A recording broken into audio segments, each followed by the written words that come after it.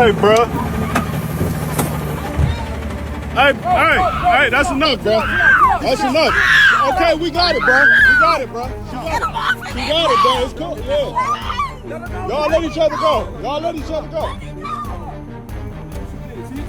Boom, what's up guys? So check it out, you're in a car accident in the snow in Detroit. Dude seems to be pretty pissed off. He gets out of his car, starts walking towards you.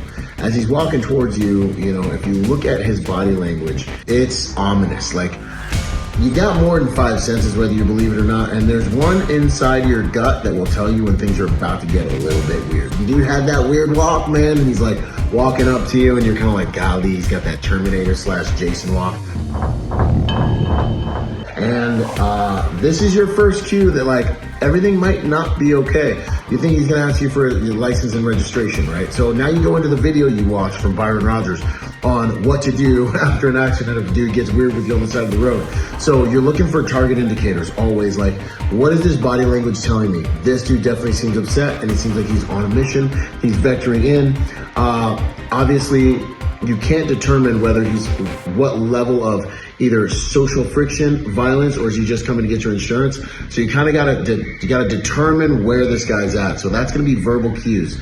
That's gonna be like, hey, how's it going? Hey, try to de-escalate him. Hey, I apologize, I'm sorry, didn't mean to bump into you. Are you okay? Ma'am, I was saying if you could just apologize. I heard you. And? I don't have anything to apologize for, sir. Mom, it's okay, just apologize.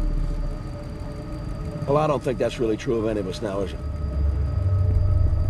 But that's where we are in this world today. They start trying to get him to do something to give you the data you need to understand the level of danger you're in. Remember the main rule when it comes to vehicles is if a vehicle's moving, it's an awesome weapon, it's an awesome escape. If it's not moving, it's a coffin. Right? So as this guy's getting closer, you got to make a determination. Like, do I need to just maybe get rolling? Like, let's see if my vehicle can move, right?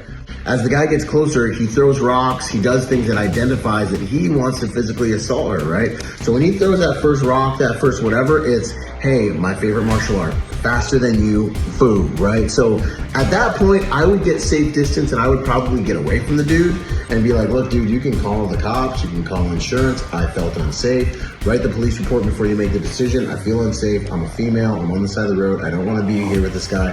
He's already throwing things at me. That's like attempts to physically assault me, whatever, and get out of there. But if you have to stick around for whatever reason, like your car gets stuck in the ice and now this situation's escalating, the next things I would be thinking is, remember, now the car is still, so now it's a coffin.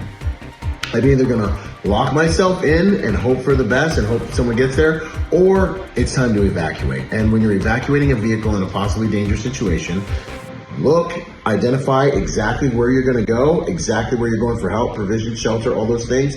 Get out of the car. Do not even deal with the aggressor or aggressors and go straight to that next known safe location. So it's, okay, I'm gonna try to drive away. I can't drive away. My car's broken. I'm slipping on the ice.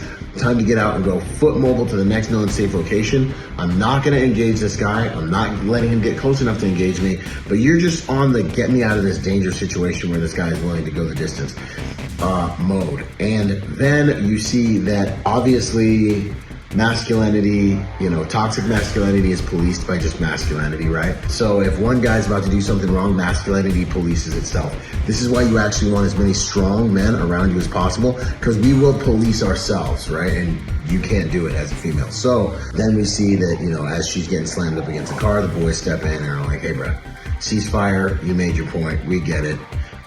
Sit tight, 5-0 will be here. So the final lesson, especially if you're a female, is use your social leverage as a female to recruit heroes, right? So look at men and say, hey, help me.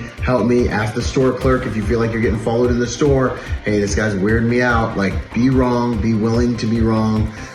You know, hey, would you mind walking me to my vehicle and making sure I make it out of here safely? Hey, this guy's been following me for a few blocks. Hey, this guy's really just, he seems like he threw a shoe at me. He's like coming at me. Recruit the hero, because it's in all of us men. So quick tactical protection review, learn protection strategy from a protection professional, and let's make the world a safer place by helping good people to become more willing, capable, and prepared. Boom. Boom, it's finally here. go to protectornation.com to join the Protector Nation community.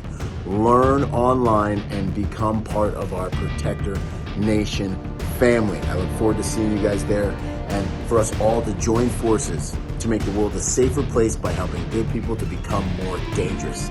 I'll see you there, and until then, be peaceful but not harmless.